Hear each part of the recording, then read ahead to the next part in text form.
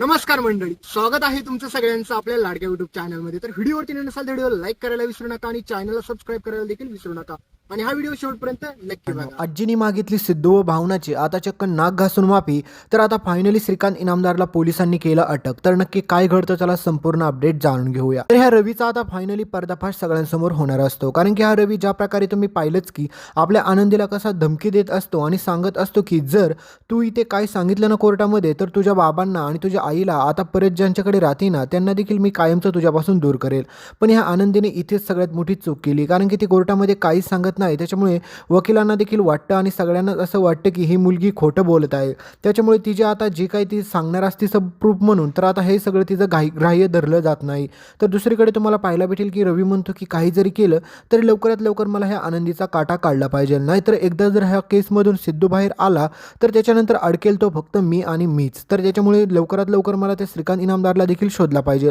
तर दुसरीकडे ह्या श्रीकांत इनामदारने देखील सगळ्यात मोठा मूर्खपणा केलेला असतो, कारण की तुम्ही पाहिलंच की ही निलांबरी चक्क आता सिद्धू आणि भावनाचं आयुष्य पूर्णपणे उद्ध्वस्त करायच्या पाठीमागे लागलेले असते.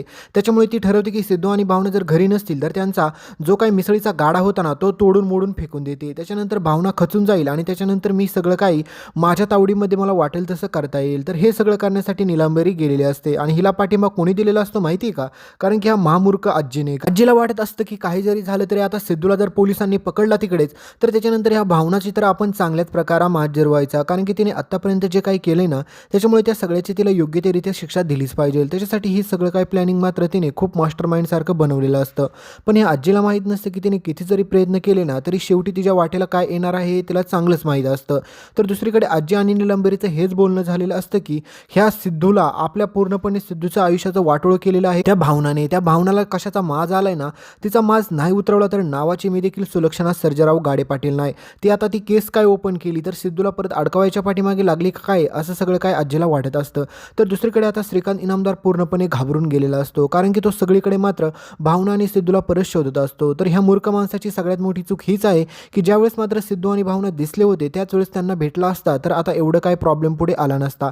तर हा सगळी काही माहिती आता सांगतो कोणाला तर तुम्ही पाहिलंच असेल की हा सगळी माहिती निलांबरीला सांगतो आणि म्हणतो की सिद्धराज गाडे पाटलांना बाहेर काढण्यासाठी माझ्याकडे सगळ्यात मोठा उपाय आहे. खरं म्हणलं तर मेन गुन्हेगार सिद्धराज गाडे पाटील नाहीच हे सगळं निलांबरीला सांगत असतो. आणि त्याच वेळेस मात्र ह्या माजोड्या निलांबरीच्या मनामध्ये विचार येतो की हा माणूस जर सिद्धू आणि भावनाला सापडला तर सिद्धू आरामात बाहेर येईल आणि सिद्धू जर बाहेर आला तर मग परत ती भावना जिंकेल. त्याच्यामुळे निलांबरी ठरवते की आता ह्या माणसाचा आपण काटा काढायचा आजीच्या मदतीने, कारण की हा माणूस जर सिद्धू आणि भावनाच्या हातात लागला तर सिद्धू जेलमध्ये राहणारच नाहीये. तर हे सगळं प्लॅनिंग मात्र केलेलं असतं आता निलांबरीने आणि आपल्या बिचाऱ्या श्रीकांतला परत एकदा फसवलेलं असतं, कारण की ह्याला वाटलेलं असतं की ही बाई तरी माझी मदत करेल. पण आता ही निलांबरी म्हणते की याची मदत नाही तर ह्याची उलट आता मज्जा घेतली पाहिजे, कारण की जेणेकरून सिद्धू अजून जास्त अडकेल. तर दुसरीकडे रवी मात्र सगळ्या काही गुंडांना पैसे देतो, सगळीकडे शोधत असतो श्रीकांत इनामदारला, पण श्रीकांत इनामदार मात्र आता कुठेच सापडत नसतो. तर दुसरीकडे आता कोर्टामध्ये तुम्ही परत पाहसाल की आनंदीची साक्ष आता ग्राह्य धरली जात नाही, त्याच्यामुळे आता सगळेजण धक्क्यात असतात. तर दुसरीकडे मात्र आपल्या श्रीनिवासला सगळ्यात मोठी महत्त्वाची खबर अशी सापडलेली असते, म्हणजेच तुम्ही पाहिलं की ती डायरी, कारण की त्या डायरीमध्ये त्यांच्या गॅरेज मालकाने खूप साऱ्या गोष्टी लिहिलेल्या असतात आणि तोच आता सगळा काही पुरावा आपल्याला परत कोर्टामध्ये पाहताना दिसेल आणि तोच सगळा पुरावा घेऊन आता श्रीनिवास कोर्टामध्ये परत जाण्याचा प्रयत्न करतो. पण बिचारा श्रीनिवासला माहीत नसतं की त्याच्या पाठीमागे एका पाठीमाग एक एक संकट येतच राहणार आहे, कारण की सगळ्यात मोठा गोंधळ घातलेला असतो तो म्हणजे लक्ष्मी आणि विनानी. कारण की लक्ष्मी आणि विनाला वाटत असतं की सिद्धूची एवढी सुटका झाली ना की सगळं काही चांगलंच होईल, पण लक्ष्मी पूर्णपणे विसरून गेलेली असते की तिचा जो पीठगिरणीचा व्यवसाय आहे ना तो मात्र बिचारा श्रीकांत इनामदाराच्या आयुष्याचं पूर्णपणे वाटोळच लावून टाकणार आहे. कारण की तुम्हाला माहीतच असेल की हरीशनी जो काही मूर्खपणा केलेला असतो ना, कारण की हरीशला वाटत असतं की मला पैसे भेटतील त्याच्यामुळे मी तोंड बंद ठेवलं तर आता हरीशच्या या मूर्खपणाचा सगळ्यात मोठा आता धक्का बसणार आहे ते म्हणजे दळवी कुटुंबाला. कारण की एक वेळ बिचारा तो संतोष परवडला होता तरी कुचक्यासारखा, पण अशी काही खराब कामं तर नव्हता करत. तर दुसरीकडे आता हा हरीश एवढ्या मोठ्या संकटात ह्यांना टाकतो ना की ह्यांनी स्वप्नात देखील याचा विचार केलेला नसेल.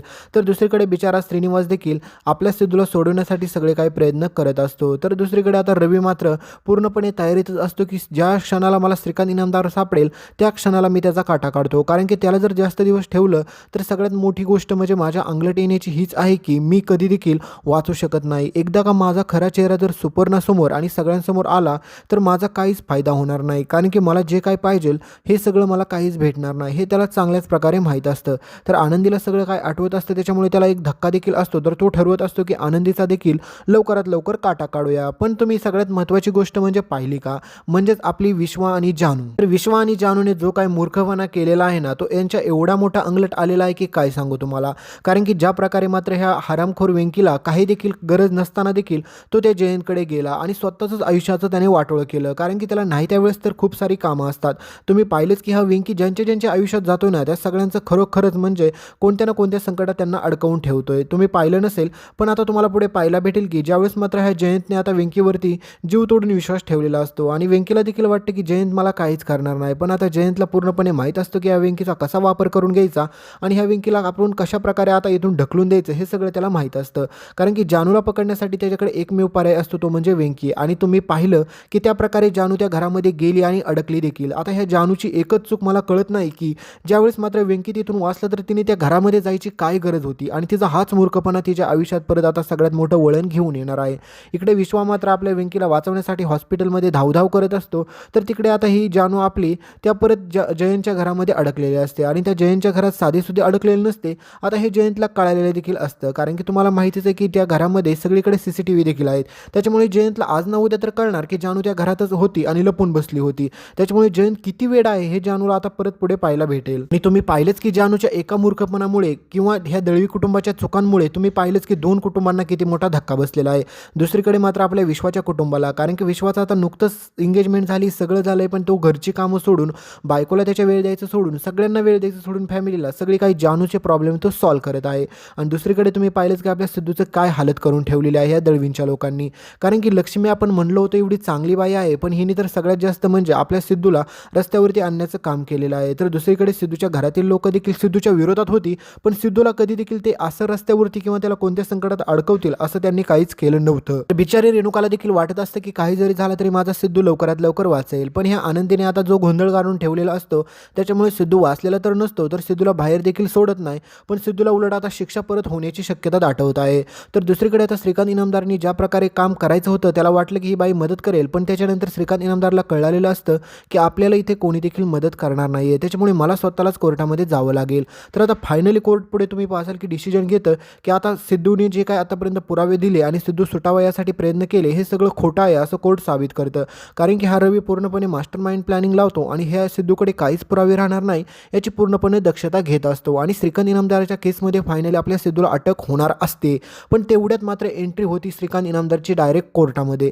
कारण की श्रीकांत इनामदार स्वतः आता तुम्ही पुढे पाहाल की कोर्टामध्ये येतो आणि सिद्धूला सोडवण्यासाठी स्वतः सगळं काही प्रूफ काय आहे त्या सगळ्या गोष्टी सांगतो आणि सांगतो की यामध्ये सिद्धराज गाडेपाटलांची काहीच चूक नाही, मी तोच श्रीकांत इनामदार आणि त्या अपघातातून मी वाचलेलो आहे आणि मला ह्या सगळ्याच्या पाठीमागे आणि मला मारण्याचा प्रयत्न कोणी केला हे सगळं काय त्या श्रीकांत इनामदार कोर्टामध्ये वकिलांसमोर आणि जज समोर सगळं काही सत्य सांगतो. आणि बिचाऱ्या सिद्धूला आपल्या त्या ठिकाणी त्याची सुटका देखील होती आणि त्याला न्याय देखील भेटतो. पण श्रीकांत इनामदारला पाहून मात्र संपूर्ण कोर्टालाच काय सगळ्यांना धक्का जबरदस्त बसलेला असतो. तर आता पुढे हीच गोष्ट पाहिजे आपल्याला की ज्या क्षणाला ही गोष्ट आता सुलक्षणा सर्जेराव गाडेपाटलांना कळते की सिद्धू पूर्णपणे निर्दोष आहे, तर तुम्ही पुढे पाहाल की आता ही आजी चक्क भावना आणि सिद्धूची माफी मागण्यासाठी येते आणि भावना आणि सिद्धूला म्हणते की सिद्धू आता वेड्यासारखं करू नको, झालं गेलं सगळं विसरून जा आणि चल परत आपल्या गाडेपाटलांच्या घरामध्ये, कारण की तुझी आम्हाला खूप गरज आहे. आणि मित्रांनो साधीसुधी गोष्ट नसते, गरज का असते ते बी तुम्हाला सांगतो. कारण की आता ही जी काही रवी त्या केसमध्ये सापडलेला असतो आणि रवी सगळी काही गोष्टी रवीला देखील खरं बोलावंच लागतं आणि रवी आता सिद्धूच्या वडिलांचा म्हणजे संपत गाडेपाटलांचा त्यामुळे काही हात असतो त्या केस मागे हे सगळं साबित करतो आणि सगळं काही त्यांना देखील अडकवण्याचा प्रयत्न करतो. त्याच्यामुळे आता त्यांचा पक्ष त्यांची पार्टी सगळी काय आता रस्त्यावरती आलेली असते. त्याच्यामुळे आजीला आता सिद्धूची गरज असते.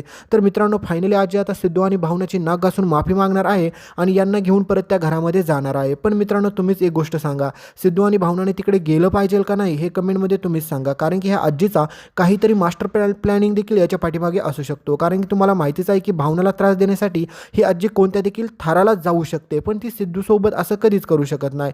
तर दुसरीकडे आता श्रीकांत इनामदारने कोर्टामध्ये सगळं सत्य सांगितलंय, त्याच्यामुळे आता श्रीकांत इनामदार देखील भावना आणि सिद्धूकडे आनंदीची मागणी करतो. तर तुम्हाला काय वाटते, सिद्धू आणि भावनाने आनंदीला श्रीकांत इनामदारला दिलं पाहिजे का नाही हे तुम्हीच कमेंटमध्ये सांगायला विसरू नका. आणि दररोज दुपारी 2 वाजता आणि रात्री 9 वाजता आपले अपडेट पाहण्यासाठी चॅनलला सबस्क्राईब सबस्क्राईब करा आणि सोबतचं बेल नोटिफिकेशन ऑन करा.